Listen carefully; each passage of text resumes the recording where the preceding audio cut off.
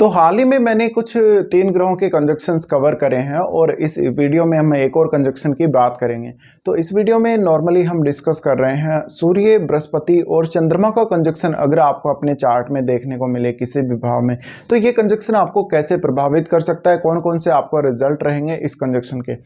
देखिए यहाँ सूर्य और चंद्रमा दोनों ही साथ हैं बृहस्पति के, तो आपको ये देखना पड़ेगा कि इनमें से क्या कोई अस्त है। अगर अस्त है तो सूर्य का प्रभाव वहाँ बहुत ज़्यादा प्रोमिनेंट रहने वाला है। इस केस में उस पर्टिकुलर प्लैनेट से रिलेटेड रिजल्ट्स प्राप्त करना आपके लिए काफ़ी इजी रहेगा, आसान रहेगा। और सूर्य का प्रभाव है तो थोड़ा सा आपका वो जो विषय है या जो वो वस्तु है वो आपकी आत्मिक रूप से आपके साथ जुड़ी हुई होगी।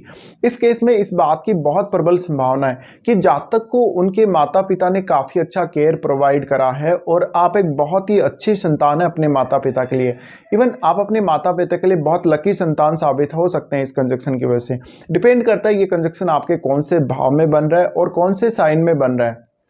अब देखा जाए तो ये तीनों ही ग्रह आपस में एक दूसरे के मित्र भी हैं। इस केस में हम ये भी बोल सकते हैं कि ये कंजंक्शन मोस्टली आपके लिए काफ़ी फेवरेबल रहेगा।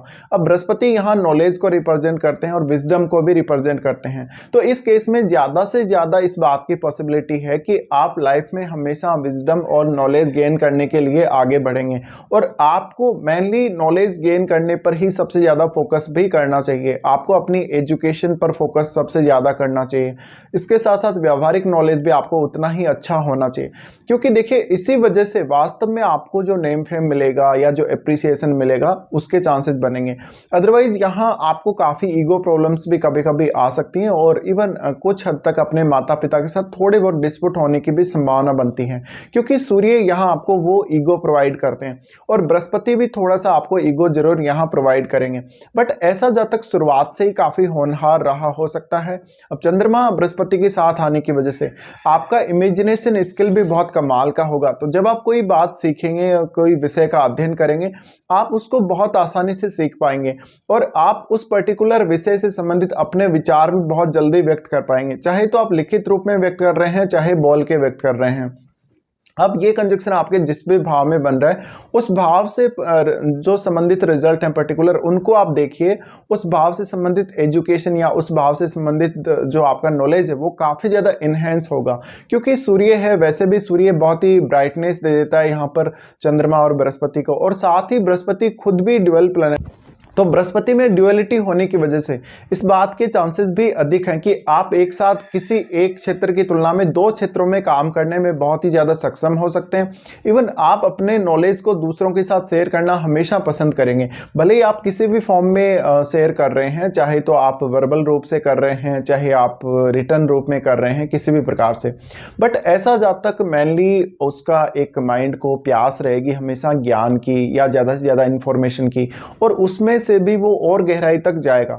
इस केस में जातक का अगर मेडिटेशन वगैरह वो अगर करे या ध्यान साधना या कुछ भी ऐसा करे तो उसके स्ट्रॉन्ग चांसेस हैं कि वो इसमें बहुत जल्दी कुछ नए अचीवमेंट्स हासिल करेगा।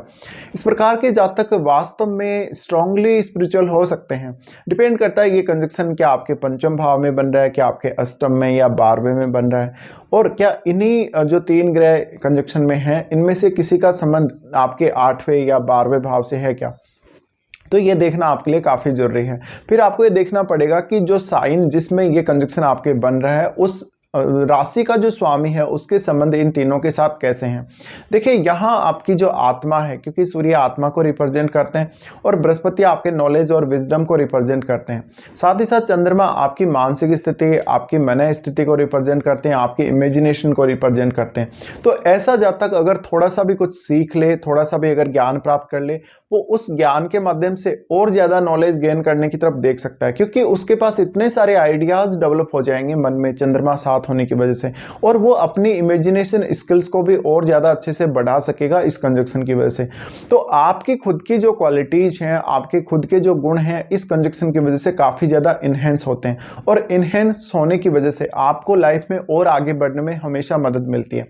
साथ ही ऐसे जातक जिस भी फील्ड में काम करेंगे बहुत ही मन लगाकर काम करेंगे, बहुत ही उस पर्टिकुलर फील्ड या विषय से अटैच होकर काम करेंगे, इस प्रकार के जातकों को थ्रू आउट लाइफ लगभग वो अपने माता पिता का सपोर्ट बना रह सकता है, और माता पिता की तरफ से इनको शुरुआत से ही काफ़ी अच्छा केयर दिया गया है, यानी एजुकेशन के मामले में भी अगर देखें या वैसे भरण पोषण के मामले में भी देखें तो ऐसे जातकों को शुरू से ही ऐसा माहौल प्रोवाइड कर दिया जाता है जहाँ पर वो बहुत तेज़ी से ग्रो हो सकते हैं या अपने नॉलेज को बहुत तेज़ी से ग्रो कर सकते हैं। तो इस केस में ऐसे जातकों की बहुत ज़्यादा पॉपुलर होने और बहुत ज़्यादा जीवन में सक्सेसफुल होने की भी संभावना बन जाती है। ऐसे जातकों को पढ़ने लिखने में बहुत ज़्यादा रुचि रहेगी और अक्सर ये कुछ ना कुछ हमेशा सीखते ही रहेंगे। तो पूरी लाइफ एक स्टूडेंट के रूप में भी और साथ साथ में एक टीचर के रूप में, एक बहुत बड़े विद्वान के रूप में भी ये बिता सकते हैं। तो ज़्यादातर ऐसे लोग किसी को कुछ सिखाने में माहिर होते हैं, किसी को कुछ वास्तव में समझाने में, बताने में माहिर हो सकते हैं। तो ये टीचिंग के फील्ड में बहुत अच्छा काम कर सकते हैं। अब आपके जो माता पिता हैं उनका कनेक्शन भी इन फील्ड से रहा हो सकता है। साथ ही इन जातकों को काफ़ी ज़्यादा नॉलेज मिलेगा और नॉलेज ग्रहण करना इनके लिए बहुत लकी भी साबित होगा। इसी प्रकार से जातकों को फाइनेंस का नॉलेज बहुत अच्छा हो सकता है, क्योंकि बृहस्पति है वो ज्ञान के मामले में हमें फाइनेंस का नॉलेज भी बहुत अच्छा प्रोवाइड करता है। तो ये कुछ प्रभाव रह सकते हैं जब भी आपके चार्ट में सूर्य, बृहस्पति और चंद्रमा का कंजक्शन बनेगा।